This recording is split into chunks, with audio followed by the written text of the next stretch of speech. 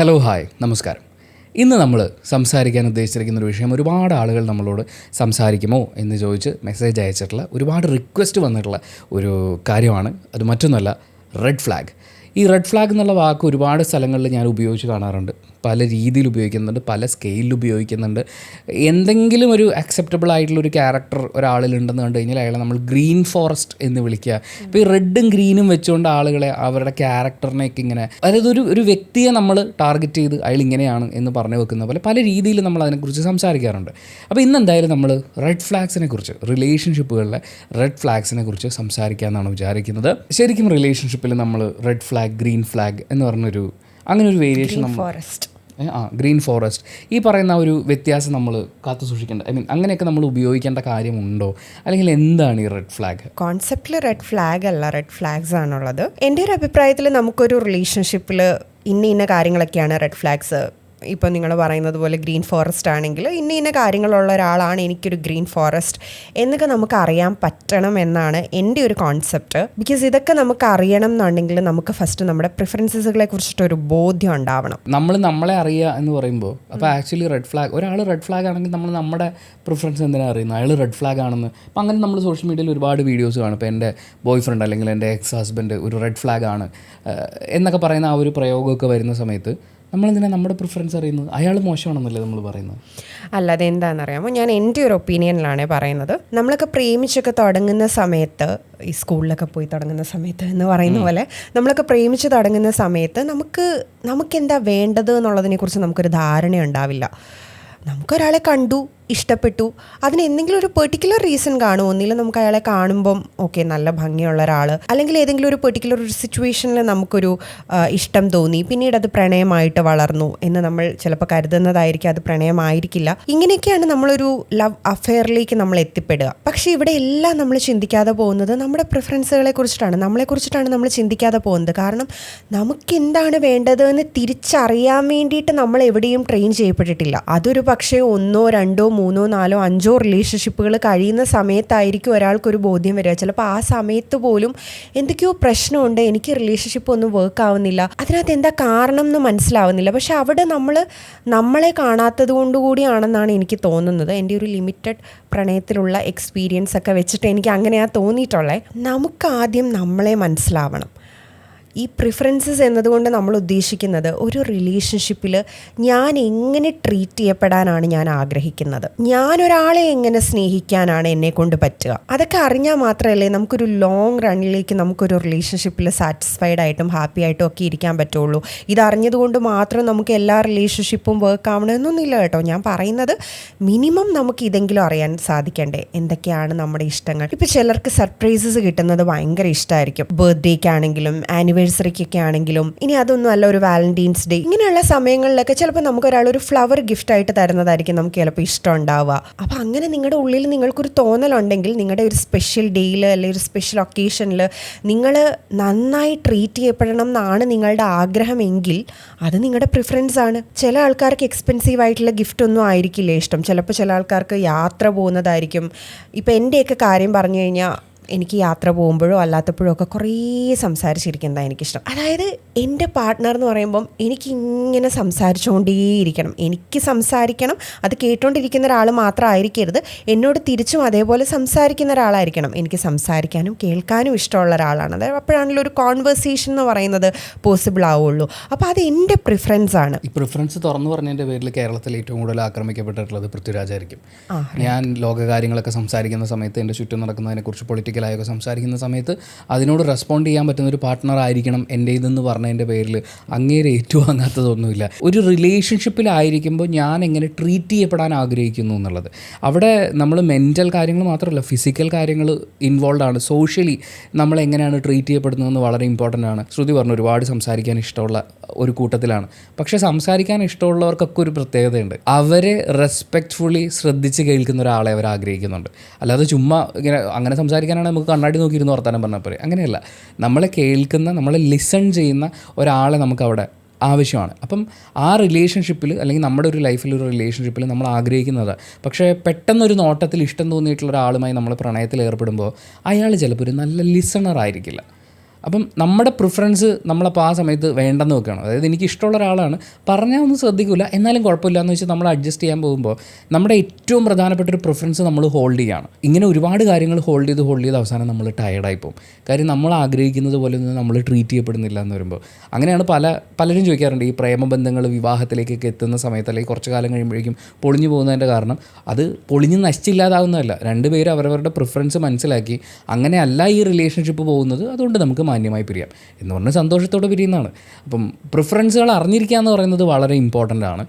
ആ പ്രിഫറൻസുകൾ എല്ലാം നടപ്പിലാവുക എന്നുള്ളതല്ല ഒരു റിലേഷൻഷിപ്പിൽ മെയിൻ പരിപാടി, പക്ഷേ കുറേയൊക്കെ നമ്മൾ ആ റിലേഷൻഷിപ്പിൽ വിസിബിൾ ആയിരിക്കണം. That's very important. നമ്മുടെ ടോപ്പിക്കിലേക്ക് തിരിച്ചു വരുവാണെങ്കിൽ റെഡ് ഫ്ലാഗ്. ഈ റെഡ് ഫ്ലാഗ് എന്നുള്ളത് മാത്രമല്ല കേട്ടോ, പല ടേംസും നമ്മുടെ ഇടയിൽ ആൾക്കാർ തെറ്റായിട്ടുള്ള സാഹചര്യങ്ങളിലാണ് അത് യൂസ് ചെയ്യുന്നതെന്ന് എനിക്ക് തോന്നിയിട്ടുണ്ട്. നമ്മൾ പറയില്ലേ, ഒരു വിഷമം വരുമ്പോഴത്തേക്ക് ആൾക്കാർ ഡിപ്രഷൻ എന്ന് പറയുന്നു, എനിക്ക് ഇന്നലെ ഭയങ്കര ഡിപ്രഷനായിരുന്നു, ഇനിയിപ്പോൾ വലിയ കുഴപ്പമില്ല എന്ന് പറയുന്നത് പോലെ ഈ റെഡ് ഫ്ലാഗ് എന്ന് പറയുന്ന ടേമും ആൾക്കാർ തെറ്റായി യൂസ് ചെയ്യുന്നതായിട്ട് എനിക്ക് തോന്നിയിട്ടുണ്ട്. ഞാൻ ഈ ടോപ്പിക്ക് ചെയ്യാൻ നേരത്തെ ഇതിനെക്കുറിച്ച് കുറച്ച് റിസർച്ച് ചെയ്ത ടൈമിൽ എനിക്ക് മനസ്സിലായത്, നമുക്കൊരു റിലേഷൻഷിപ്പിൽ 3 കാര്യങ്ങളാണ് വരിക പ്രശ്നകരമായിട്ട്. ഒന്ന് ഡിസ്ലൈക്സ് ആണ്. അതായത് 2 മനുഷ്യന്മാർ, വ്യത്യസ്ത സാഹചര്യങ്ങളിൽ നിന്നുള്ള 2 മനുഷ്യന്മാർ ഒരുമിച്ച് ജീവിക്കാൻ തുടങ്ങുന്ന സമയത്ത് അവരുടെ ലൈക്സ് ഇനിയിപ്പോൾ വ്യത്യസ്തമല്ല, ഏകദേശം സിമിലർ സാഹചര്യങ്ങളിലാണെങ്കിൽ പോലും അവർക്ക് ഡിഫറെൻറ്റ് ലൈക്സ് ആയിരിക്കും ഉണ്ടായിരിക്കുക. ഫോർ എക്സാമ്പിൾ, എനിക്ക് മമ്മൂട്ടിയാണ് ഇഷ്ടം, ഇപ്പോൾ എൻ്റെ ഓപ്പോസിറ്റ് വന്നിരിക്കുന്ന ഒരാൾക്ക് അല്ലെങ്കിൽ എൻ്റെ പാർട്ട്ണറായിട്ട് വരുന്ന ഒരാൾക്ക് മോഹൻലാലിനെ ആയിരിക്കും ഇഷ്ടം, എനിക്ക് ചായ കുടിക്കാനായിരിക്കും ഇഷ്ടം, ചിലപ്പോൾ എൻ്റെ പാർട്ട്ണർക്ക് കോഫി കുടിക്കാനായിരിക്കും ഇഷ്ടം. അപ്പോൾ ഇത് നമുക്ക് വ്യത്യസ്തങ്ങളായിട്ടുള്ള ഇഷ്ടങ്ങൾ ഉണ്ടാവുന്നതാണ്. അത് പലപ്പോഴും ഒരു പ്രോബ്ലമാറ്റിക്കായ കാര്യങ്ങളിലേക്കൊന്നും അത് പോകാറില്ല. കാരണം മനുഷ്യന്മാരാണ്, വ്യത്യസ്ത ഇഷ്ടങ്ങളുള്ളവരാണ്. അത് വളരെ നാച്ചുറലായിട്ടുള്ളൊരു കാര്യമായിട്ടാണ് നമ്മൾ കാണുക. സെക്കൻഡ് തിങ്, ഈ റെഡ് ഫ്ലാഗ് വരുന്നതാണ്. ഈ റെഡ് ഫ്ലാഗ് എന്ന് പറയുമ്പോഴത്തേക്ക് ആൾക്കാർ ഒരാളെ ക്യാൻസൽ ചെയ്ത് വിടാനുള്ള ഒരു കാര്യമായിട്ടാണ് പലപ്പോഴും ഞാൻ ഇത് യൂസ് ചെയ്ത് കാണുന്നത്. പക്ഷെ ഞാൻ മനസ്സിലാക്കിയിടത്തോളം റെഡ് ഫ്ലാഗ് എന്ന് പറയുന്നത് നമുക്ക് റിലേഷൻഷിപ്പിൽ കിട്ടുന്ന ഒരു വാർണിംഗ് സൈൻ ആണ്. പേര് പോലെ തന്നെ ഇറ്റ്സ് എ ഫ്ലാഗ്. അതെ, ഇറ്റ്സ് എ റെഡ് ഫ്ലാഗ്. ഇതൊരു വാർണിംഗ് സൈൻ എന്ന് പറയുന്ന സമയത്ത് നമുക്ക് സംസാരിക്കാനുള്ളൊരു സ്പേസ് അവിടെയുണ്ട്. പക്ഷേ ഈ റെഡ് ഫ്ലാഗും നമ്മൾ മനസ്സിലാക്കി, തുടക്കത്തിൽ തന്നെ മനസ്സിലാക്കി അറിഞ്ഞ ഒരു റിലേഷൻഷിപ്പിലേക്ക് പോകണം എന്നുണ്ടെങ്കിൽ നമുക്ക് ഓപ്പൺ ആയിട്ടുള്ള കമ്മ്യൂണിക്കേഷൻ അവിടെ ആവശ്യമാണ് കേട്ടോ. അല്ലെങ്കിൽ നമ്മളിതൊന്നും അറിയില്ല. പക്ഷെ അങ്ങനെ നമ്മൾ അറിയുന്ന സമയത്ത് നമുക്ക് മനസ്സിലാവണം ഇതൊരു വാർണിംഗ് സൈനാണ്. ഇതിങ്ങനെ റിപ്പീറ്റ് ചെയ്ത് വന്നു കഴിഞ്ഞാൽ നമ്മുടെ റിലേഷൻഷിപ്പിൽ പ്രശ്നങ്ങൾ ഉണ്ടാകും ഫ്യൂച്ചറിൽ. അതുകൊണ്ട് ഇതിപ്പോൾ ഇവിടെ വെച്ചിട്ട് സ്റ്റോപ്പ് ചെയ്യുന്നത്, റിലേഷൻഷിപ്പ് സ്റ്റോപ്പ്, ചിലർ അങ്ങനെയും ചെയ്യും കേട്ടോ. പക്ഷെ ഞാൻ പറയുന്നത് റിലേഷൻഷിപ്പ് സ്റ്റോപ്പ് ചെയ്യുക എന്നുള്ളതല്ല, അവിടെ നമ്മളൊരു തുറന്നുള്ളൊരു സംസാരം ഉണ്ടാവുക. ഫോർ എക്സാമ്പിൾ, ഇപ്പം എനിക്ക് നമ്മുടെ നാട്ടിൽ ഏറ്റവും കൂടുതൽ ആൾക്കാർ ചെയ്യുന്ന ഒരു കാര്യമാണ് മാരേജ് ജോക്സ് എന്ന് പറയും. അതായത് കല്യാണം കഴിയുന്ന ആൾക്കാർ, അല്ലെങ്കിൽ കല്യാണം ഉറപ്പിച്ചിട്ടുള്ള ആൾക്കാർ, അല്ലെങ്കിൽ ഒരു പ്രണയബന്ധത്തിലിരിക്കുന്ന ആൾക്കാരൊക്കെ ചെയ്യുന്ന എന്താണെന്ന് പറഞ്ഞു കഴിഞ്ഞാൽ, വേറൊരാളുടെ അടുത്ത്, സിംഗിൾ ആയിട്ടുള്ള ഒരാൾ കമ്മിറ്റഡ് ആവാൻ പോവാണ് എന്ന് അറിയുന്ന മൊമെൻറ്റിൽ അവർ പറയും, എൻ്റെ പൊന്നളിയാ വേണ്ട, ഇത് ശരിയാവത്തില്ല, നീ നാശത്തിലേക്കാണ് നിന്റെ പോക്ക് എന്നൊക്കെ പറഞ്ഞിട്ട് ഇത്തരത്തിൽ മാരേജ് ജോക്സ് പറയും. ഞാനിവിടെ അനുഭവിച്ചുകൊണ്ടിരിക്കുകയാണ്, നിനക്കൊന്നും മനസ്സിലാവില്ല. അതെ, അത്തരത്തിൽ സംസാരിക്കും. എന്നെ സംബന്ധിച്ചിടത്തോളം എനിക്കതൊരു റെഡ് ഫ്ലാഗ് ആണ്. മറ്റെന്തെല്ലാം കാര്യങ്ങളുണ്ട് തമാശ പറയാൻ, അങ്ങനെ ഒരു ബന്ധത്തിനെ വെച്ചുകൊണ്ട് നിങ്ങൾ തമാശ പറയേണ്ട എന്നുള്ളത് അത് എൻ്റെ പ്രിഫറൻസ് ആണ്. അത് എന്നെ സംബന്ധിച്ചിടത്തോളം എൻ്റെ പാർട്ട്ണർ ആവാനിരിക്കുന്ന ഒരാളുടെ സൈഡിൽ നിന്നാണ് ഞാനത് കേൾക്കുന്നതെങ്കിൽ ഞാൻ അപ്പം തന്നെ മീൻസ് സാഹചര്യം നോക്കിയിട്ട് ഒന്നുകിൽ അപ്പോഴോ അല്ലെങ്കിൽ പിന്നീടോ ഞാനത് അയാളോട് കമ്മ്യൂണിക്കേറ്റ് ചെയ്യും. ഇന്ന് സംസാരിച്ച കൂട്ടത്തിൽ ഇത്തരത്തിൽ തമാശ എന്ന രൂപേണ താങ്കളൊരു കാര്യം പറഞ്ഞുവല്ലോ, അപ്പം എനിക്കത് കുറച്ച് ബുദ്ധിമുട്ടുള്ളൊരു കാര്യമാണ്. അതിനി ഫ്യൂച്ചറിലും നമ്മൾ റിപ്പീറ്റ് ചെയ്ത് വരികയാണ് എന്നുണ്ടെങ്കിൽ നമ്മുടെ ബന്ധത്തെ തന്നെ അത് ബാധിക്കാൻ പോകുന്ന ഒരു കാര്യമായിരിക്കും എന്നുള്ള തരത്തിൽ ഞാൻ അതിനെക്കുറിച്ച് സംസാരിക്കും. അപ്പോൾ ഓപ്പോസിറ്റ് ഇരിക്കുന്ന ആൾക്കും 2 ചോയ്സാണുള്ളത്. ഒന്നുകിൽ അയാൾക്ക് നമ്മളെയും കൂടി മനസ്സിലാക്കിക്കൊണ്ട് സംസാരിക്കാം, ഓ അതെയല്ലേ ശരി, ഞാൻ സംസാരിച്ച സമയത്ത് എനിക്കത് മനസ്സിലായില്ല, ഞാൻ ഇനി അത് സൂക്ഷിക്കാം, ഇനി ഞാനത് ശ്രദ്ധിക്കാം, ഞാനത് പറഞ്ഞത് കാരണം നിനക്ക് വന്ന വിഷമം എനിക്ക് മനസ്സിലായി, ഇനി ഞാനത് റിപ്പീറ്റ് ചെയ്യാതിരിക്കാൻ ശ്രമിക്കാം എന്നുള്ള തരത്തിൽ കൺസിഡർ ചെയ്തുകൊണ്ട് സംസാരിക്കാം. ഇനി അതല്ല എന്നുണ്ടെങ്കിൽ എനിക്കതിനകത്ത് ഒരു കുഴപ്പമൊന്നും ഒന്നുമില്ലോ, അങ്ങനെ പറയുന്നതിന് എന്താ, അങ്ങനെ ഇന്ന ചെറിയ കാര്യങ്ങളൊക്കെ നീ എടുത്ത് പ്രശ്നമാക്കാൻ തുടങ്ങി കഴിഞ്ഞ് കഴിഞ്ഞാൽ നമ്മുടെ ബന്ധം ശരിയായിട്ട് പോകുമെന്ന് എനിക്ക് തോന്നുന്നില്ല, അതുകൊണ്ട് നമുക്കിതിവിടെ വെച്ച് അവസാനിപ്പിക്കാം എന്ന തരത്തിലും സംസാരിക്കാം. അപ്പോൾ ഈ റെഡ് ഫ്ലാഗ് ഒക്കെ നമ്മൾ നോട്ട് ചെയ്യുന്ന സമയത്ത് നമുക്കവിടെ സ്റ്റിൽ ഒരു കോൺവെർസേഷന് സ്പേസ് ഉള്ള ഒരു കാര്യത്തിനെയാണ് നമ്മൾ ഈ റെഡ് ഫ്ലാഗ് എന്നതുകൊണ്ട് ഉദ്ദേശിക്കുന്നത്. ഞാൻ ഈ പറഞ്ഞ പോലെ ഇത് വരുമ്പോൾ സംസാരിക്കുക, അത് സംസാരിച്ച് ക്ലിയർ ചെയ്ത് നിങ്ങൾക്ക് മുന്നോട്ടേക്ക് പോകാൻ പറ്റുമെങ്കിൽ അങ്ങനെ. ഇനി അതല്ല, ഇതൊരു പ്രശ്നകരമായിട്ടുള്ളൊരു കാര്യമാണ്, നമുക്കിതുമായിട്ട് ഒരുമിച്ച് മുന്നോട്ടേക്ക് പോകാൻ പറ്റില്ല എന്നുണ്ടെങ്കിൽ നമുക്ക് ആ റിലേഷൻഷിപ്പ് നല്ല രീതിയിൽ അവസാനിപ്പിക്കാമല്ലോ. ഇതിൻ്റെ നെക്സ്റ്റ് ലെവൽ വരുന്നതാണ് നമ്മൾ ഈ ടോക്സിസിറ്റി എന്ന് പറയുന്നത്. അതായത് നമുക്ക് യാതൊരു തരത്തിലും അനുകൂലിക്കാൻ സാധിക്കാത്ത, ഒരു തരത്തിലും നമുക്ക് സഹിക്കാൻ കഴിയാത്ത കാര്യങ്ങളുണ്ടല്ലോ. അത് മെൻ്റലി ആയിരിക്കാം, ഫിസിക്കലി ആയിരിക്കാം, ഇമോഷണലി ആയിരിക്കാം.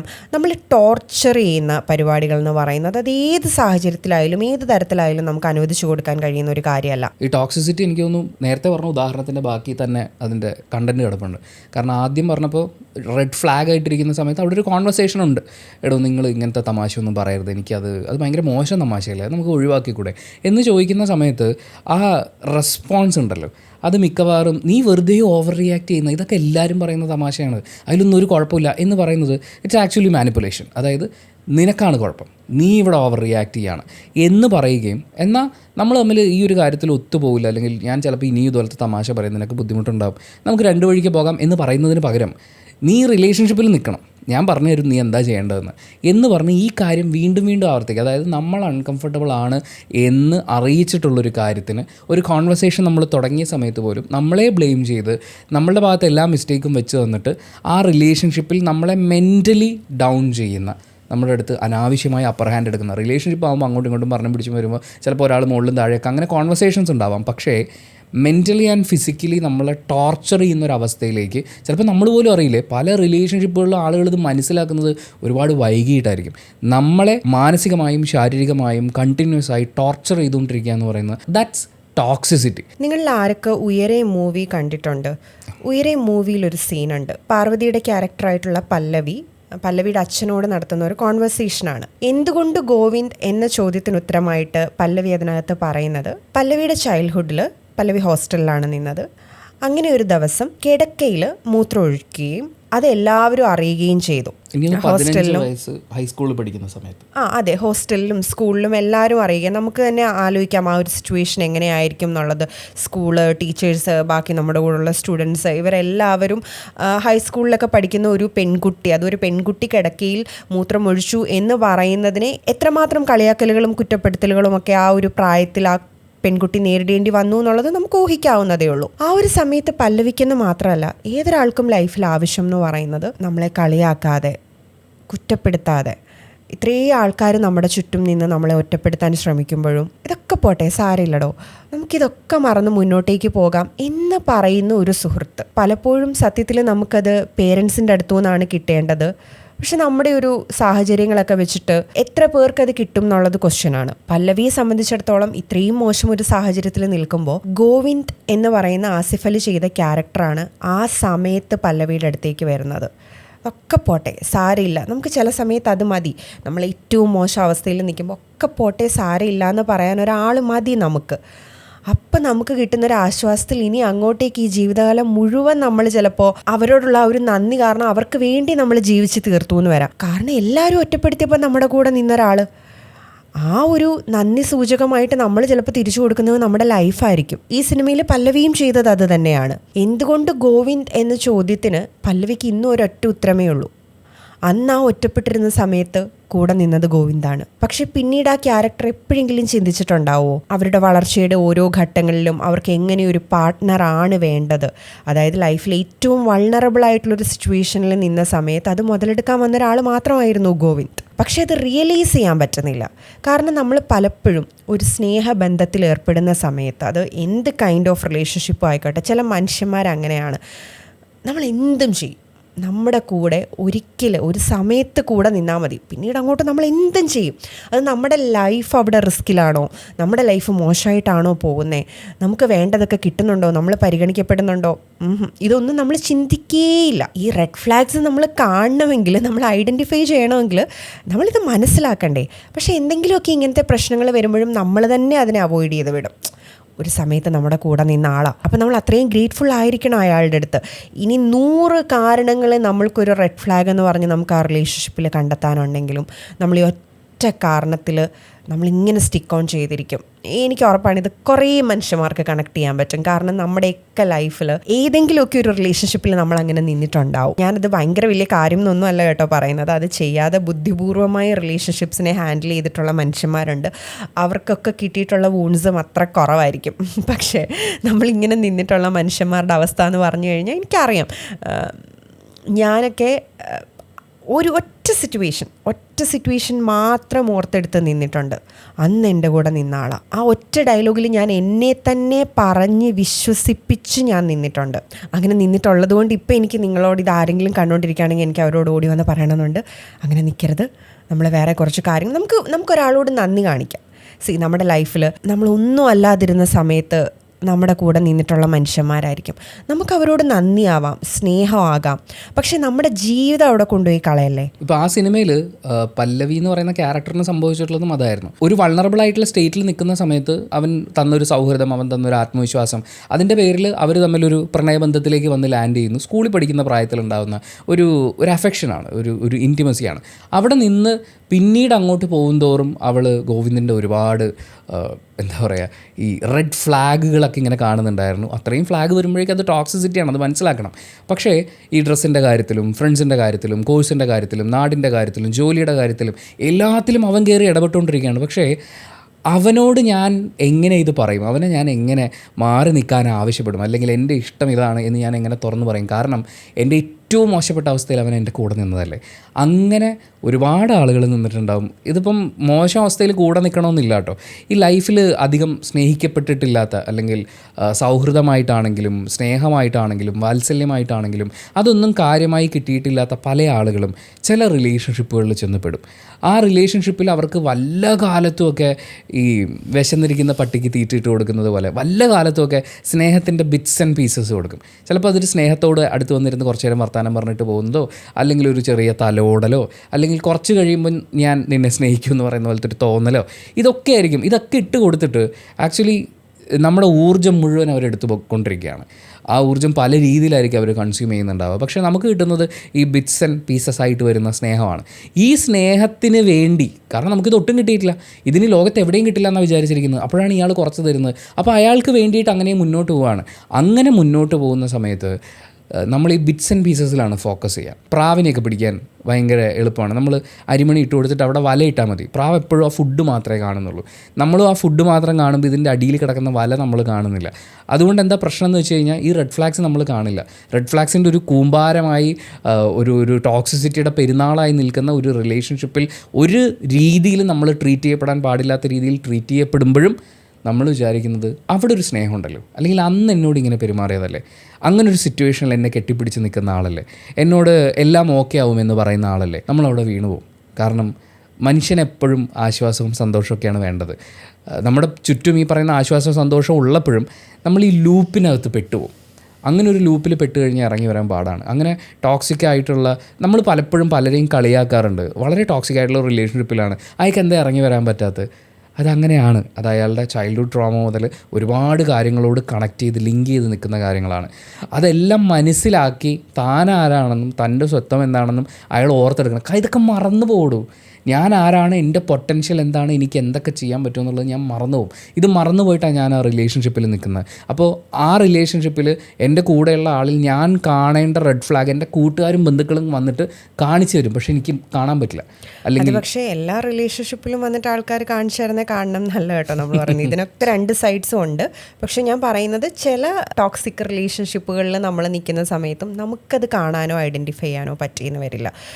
അതിനാണ് നമ്മൾ ഈ ട്രോമ ബോണ്ടിങ് എന്നൊക്കെ പറയുന്നത്. കാരണം അതാണ് നല്ലത്, അതിലാണ് നമ്മുടെ ജീവിതം ഇരിക്കുന്നത് എന്ന് മാത്രമാണ് നമ്മൾ ചിന്തിക്കുക. അതിൽ നിന്ന് വൺസ് പുറത്ത് വന്ന് ഒന്ന് ഹീലൊക്കെ ആയി തുടങ്ങുന്ന സമയത്ത്, അല്ലെങ്കിൽ ഒന്ന് ഹീലായി കഴിഞ്ഞതിന് ശേഷം നമ്മൾ തന്നെ ആലോചിക്കും, നമ്മളിതിലെങ്ങനെയാണ് നിന്നെ, ഞാൻ പത്രം വണ്ടിയായിരുന്നോ, എനിക്ക് വേറെ പണിയൊന്നും ഇല്ലായിരുന്നോ എന്നൊക്കെ ചിലപ്പോൾ നമുക്ക് തോന്നും. പക്ഷേ നമ്മളിങ്ങനെ ഒരു റിലേഷൻഷിപ്പിലിരിക്കുമ്പോൾ വേറൊരാൾ റിലേഷൻഷിപ്പിൽ നമ്മൾ അഡ്വൈസൊക്കെ കൊടുക്കും കേട്ടോ. അതിനൊക്കെ നമ്മളെ കൊണ്ട് പറ്റും, നമ്മൾ ഫുള്ളി കേപ്പബിളാണ് അതിനൊക്കെ. പക്ഷേ ഈ ഒരു സൈഡിൽ നമ്മുടെ കേസിൽ മാത്രം നമ്മൾ അതിനൊരു ഫെയിലിയർ എന്നൊന്നും പറയണ്ട, അത് നമ്മുടെ ഒരു അവസ്ഥയാണ്. അങ്ങനെയുള്ള അവസ്ഥയിൽ നിന്ന് മനുഷ്യന്മാർക്ക് പുറത്തു വരാൻ പറ്റട്ടെ എന്നുള്ളതാണ്. സ്നേഹം എന്ന് പറയുന്നത് ആക്ച്വലി ഒരു ഭയങ്കര മാനിപ്പുലേറ്റിംഗ് ടൂളാണ്, അല്ലെങ്കിൽ മാനിപ്പുലേറ്റ് ചെയ്യാൻ വേണ്ടി ഉപയോഗിക്കാൻ പറ്റുന്നൊരു ടൂളാണ്. കാരണം നമ്മുടെ നാട്ടിൽ ബഹുഭൂരിപക്ഷം ആളുകളും നല്ല സ്നേഹം കണ്ടല്ല വളരുന്നത്, അല്ലെങ്കിൽ അനുഭവിച്ചല്ല വളരുന്നത്. അങ്ങനെ വരുമ്പോൾ നമ്മൾ ഈ സ്നേഹത്തിൻ്റെ പേരിൽ പലയിടത്തും ട്രാപ്പായി പോകും. നമ്മൾ നന്ദി കാണിക്കേണ്ടത്, ഒരാൾ സുഹൃത്തായിരുന്ന സമയത്ത്, ഇപ്പോൾ പല്ലവിയുടെ കേസ് മാത്രം നമുക്ക് എടുക്കാം. അയാൾ അവൾക്ക് ഏറ്റവും ആവശ്യമായിരുന്ന ഒരു സമയത്ത് കൂടെ നിന്ന് സുഹൃത്താണ്, അവനെ സുഹൃത്തായി കണ്ടാൽ മതി. അവനെ സൗഹൃദത്തിന് ഇപ്പുറത്തേക്ക് കടക്കാൻ അനുവദിക്കുമ്പോഴാണ് താൻ ഒരു ബൗണ്ടറി ഉണ്ടാക്കി എൻ്റേതെന്ന് പറയുന്നൊരു ബൗണ്ടറി അവൾ സെറ്റ് ചെയ്യാതിരുന്നത് കൊണ്ടാണ്, അല്ലെങ്കിൽ ആ ബൗണ്ടറിക്കകത്ത് കയറി അവകാശം ഉന്നയിക്കാൻ അവന് സ്പേസ് കൊടുത്തത് കൊണ്ടാണ് അവൻ്റെ ടോക്സിസിറ്റി അവളെ ഏറ്റവും മോശമായിട്ടുള്ള അവസ്ഥയിൽ അനുഭവിക്കേണ്ടി വന്നിട്ടുള്ളത്. നമുക്ക് എല്ലാവർക്കും ഈ പേഴ്സണൽ ബൗണ്ടറീസ് വേണം. അതിനകത്ത് കടന്നു കയറി അധികാരം സ്ഥാപിക്കാൻ ഒരാളൊരു ഫ്ലാഗ് കുത്തുമ്പോൾ ദാറ്റ്സ് എ റെഡ് ഫ്ലാഗ് എന്ന് തിരിച്ചറിയാൻ നമുക്ക് പറ്റണം. പക്ഷേ അത് പറ്റാതാവുന്നൊരു ആ ഒരു ലെവലിലേക്ക് നമ്മൾ മാനിപ്പുലേറ്റ് ചെയ്യപ്പെടും.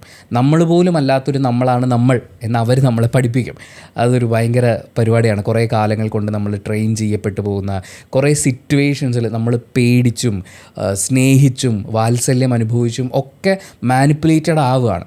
അപ്പോൾ ആ സമയത്ത് നമുക്കിത് തിരിച്ചറിയാൻ പറ്റിയെന്ന് വരില്ല. പക്ഷേ ഇവിടെ വേറൊരു വലിയ പ്രശ്നവും കൂടിയുണ്ട്. ഇപ്പം ശ്രുതി ആദ്യം പറഞ്ഞതുപോലെ ആദ്യം ലൈക്സും ഡിസ്ലൈക്സുമാണ്, നമ്മൾ ഇഷ്ടങ്ങളും ഇഷ്ടക്കേടുകളും ഒക്കെയാണ്.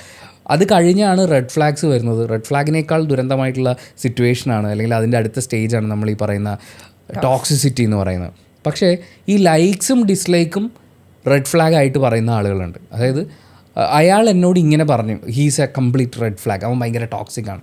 ടോക്സിക് ആയിരിക്കില്ല, ചിലപ്പോൾ അതൊരു റെഡ് ഫ്ലാഗാണ്. ഒരു കാര്യം വന്ന് പറഞ്ഞു, അല്ലെങ്കിൽ ഒരു കാര്യം ഇങ്ങനെ ഡീൽ ചെയ്തു, നമുക്ക് ഇഷ്ടപ്പെട്ടില്ല, നമുക്ക് ചിലപ്പോൾ അയാളോട് പറയാൻ പറ്റുമായിരിക്കും. അയാൾ തിരുത്താൻ പറ്റുന്ന ഒരാളായിരിക്കും. തിരുത്താൻ സ്പേസ് ഉള്ള ഒന്നിനെ നമ്മൾ ടോക്സിക് ആണെന്ന് പറഞ്ഞ് മുദ്ര കുത്തുക എന്ന് പറയുന്നത് ഇവൻ അയാളുടെ മെൻ്റൽ ഹെൽത്തിനെയും ഭയങ്കരമായിട്ട് മോശമായിട്ട് ബാധിക്കും. ഞാൻ ഈ പറയുന്നത് ഒന്നും എടുത്തു വെച്ചിട്ട് ഇതിങ്ങനെയാണ് റിലേഷൻഷിപ്പ് അഡ്വൈസ് ആണെന്നൊന്നും എടുക്കരുതേ. ഒരു സൈക്കോളജിസ്റ്റ്, ട്രെയിൻഡ് പ്രൊഫഷണൽ, അവരാണ് നിങ്ങളുടെ റിലേഷൻഷിപ്പിൽ, അവരും അഡ്വൈസ് പോലും അല്ല ചെയ്യുന്നത്, അവർ നിങ്ങളെ കൊണ്ട് സംസാരിപ്പിക്കുക, നിങ്ങൾക്ക് വേണ്ടുന്നൊരു ഉത്തരത്തിലേക്ക് നിങ്ങളെ കൊണ്ട് എത്തിക്കാൻ ഹെൽപ്പ് ചെയ്യുന്നവരാണ് അവർ. ഞാൻ എൻ്റെ സൈക്കോളജി തെറാപ്പിസ്റ്റ് അദ്ദേഹത്തിൻ്റെ കൂടെ സംസാരിച്ച് മുന്നോട്ട് പോയ ഇത്രയും കാലത്തിനിടയ്ക്ക് ഞാൻ മനസ്സിലാക്കിയിട്ടുള്ള ഏറ്റവും പ്രധാനപ്പെട്ട വാക്ക് ബൗണ്ടറിയാണ്. നമുക്കൊരു ബൗണ്ടറി ഉണ്ടാവണം. എൻ്റേത് എന്ന് പറയുന്നൊരു സ്പേസ് ഉണ്ടാവണം. അതിനകത്ത് കയറി ഒരാളും കൊടി കുത്താൻ പാടില്ല. ആ കുത്തുന്ന കൊടി അത് അച്ഛനായാലും അമ്മയായാലും ആങ്ങളയായാലും പെങ്ങളായാലും കാമുകയായാലും ഭാര്യയായാലും ഭർത്താവായാലും ആരാണെങ്കിലും, നമ്മുടെ ഓഫീസിലെ മാനേജറാണെങ്കിലും, എൻ്റെ ബൗണ്ടറി സ്പേസിനകത്ത് കൊണ്ടുവന്ന് കുത്തുന്ന കൊടി ഇറ്റ്സ് എ റെഡ് ഫ്ലാഗ്. ഞാനത് എടുത്ത് കളയുന്നതിന് മുമ്പ് സംസാരിച്ച് മനസ്സിലാക്കാൻ പറ്റുമോ എന്ന് നോക്കും. പറ്റില്ലെങ്കിൽ ജസ്റ്റ് ഗോ അവേ എന്ന് പറഞ്ഞ് അങ്ങനൊരു ബൗണ്ടറി നമുക്ക് വേണം. നമ്മുടെ ഇത് എന്ന് പറയുന്ന നമ്മുടെ മാത്രമായിട്ടുള്ള സ്പേസ് അതില്ലാത്തതാണ് പല റിലേഷൻഷിപ്പുകളിലും ആൾക്കാർ പെട്ടുപോകുന്നത്. കാര്യം നമ്മളെ കുഞ്ഞിലെ ഇതൊന്നും ആരും പഠിപ്പിക്കുന്നില്ല. നമ്മുടെ മുറിയിലേക്ക് കടന്നു വരുന്നതിന് മുമ്പ് അനുവാദം ചോദിക്കാത്ത അച്ഛനും അമ്മയും, നമ്മൾ എന്ത് ചെയ്യണം ചെയ്യണ്ട എന്ന് നമ്മളോട് പോലും ചോദിക്കാതെ തീരുമാനമെടുക്കുന്ന അധ്യാപകർ, ജോലിക്ക് കയറുന്ന സമയത്ത് അവർ പറയുന്നത് മുഴുവൻ ചെയ്യേണ്ട ഒരു അടിമയായിട്ടാണ് നമ്മൾ. അങ്ങനെ നിൽക്കുമ്പം നമ്മളിവിടെ എവിടെയും നമ്മുടെ പ്രിഫറൻസ് അറിയുന്നില്ല, നമ്മുടെ ചോയ്സസ് അറിയുന്നില്ല, നമ്മുടെ ബൗണ്ടറി സെറ്റ് ചെയ്യുന്നില്ല.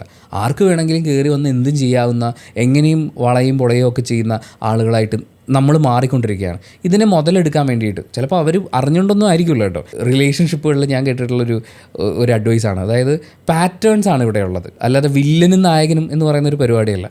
പാറ്റേൺസ് അലൈൻഡ് ആയിട്ട് വരുമ്പോൾ അവർക്ക് നമ്മളുടെ മേൽ അധീശത്വം സ്ഥാപിക്കാൻ പറ്റുന്നൊരു സ്പേസ് ആണെന്ന് അവർ തിരിച്ചറിയുക ചെയ്യുക നമ്മുടെ പാറ്റേണിൽ നിന്ന്. അവരുടെ പാറ്റേൺ ചിലപ്പം നമുക്ക് ഒന്ന് വളഞ്ഞു കൊടുക്കാം എന്ന് പറയുന്ന പോലത്തെ ഒരു പാറ്റേൺ ആയിരിക്കും. ആ പാറ്റേൺസ് ഒക്കെ അലൈനായി വരിക എന്നുള്ളത്. അപ്പം നമ്മുടെ റിലേഷൻഷിപ്പ് പാറ്റേൺസ് നമ്മൾ മനസ്സിലാക്കണം.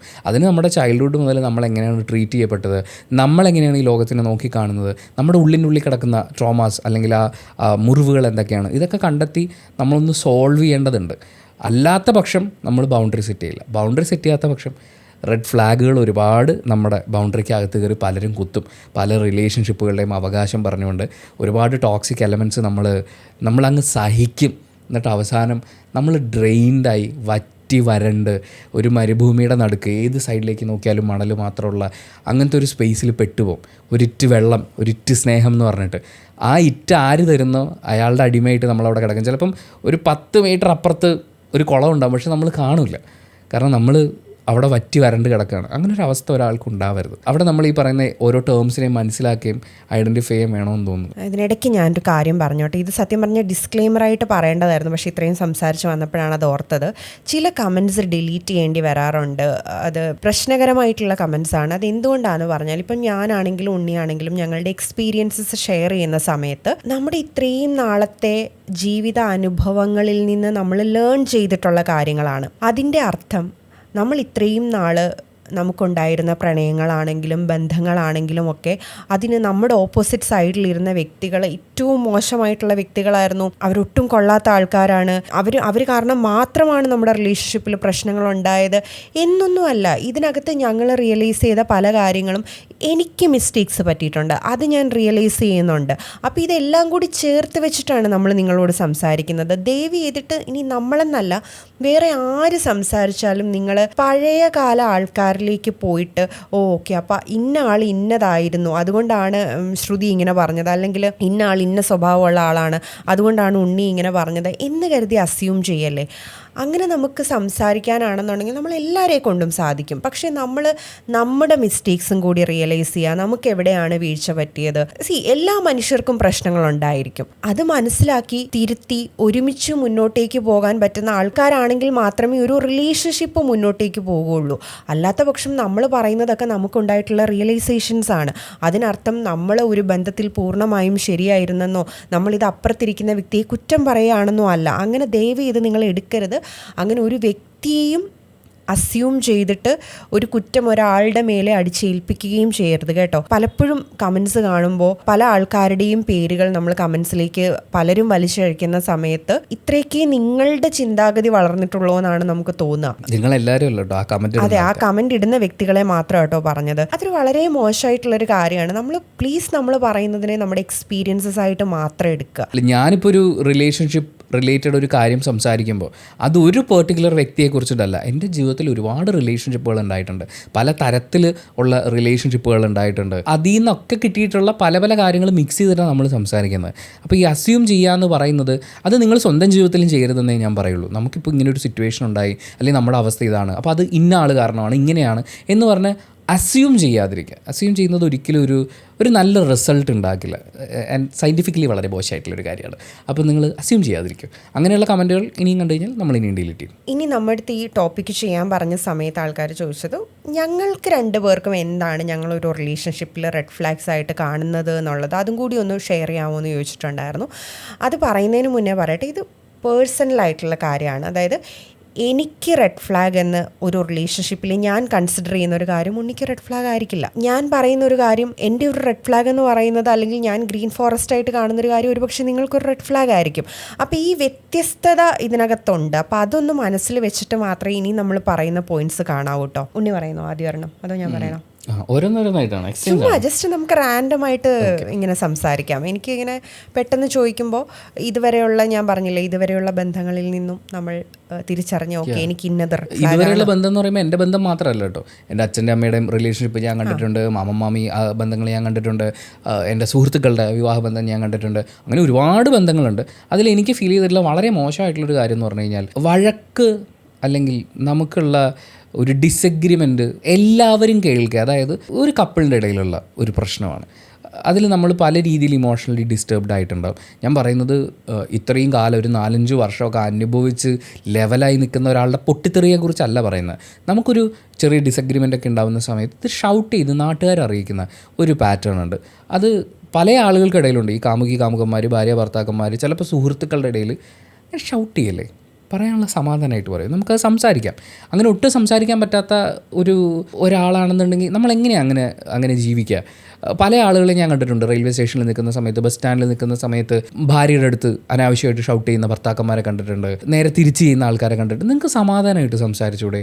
നമ്മൾ ഒരുമിച്ച് ജീവിക്കുന്ന ആൾക്കാരല്ലേ, ഒരേ ലക്ഷ്യത്തിലേക്ക് പൊയ്ക്കൊണ്ടിരിക്കുന്ന ആൾക്കാരല്ലേ. അപ്പോൾ അങ്ങനെ പോകുന്ന സമയത്ത് ഒരാളെ നിങ്ങൾ തല്ലുക എന്ന് പറയുന്നത് നിങ്ങൾ എന്താണ്, മറ്റേ അടിമ ഉടമ ബന്ധമാണോ?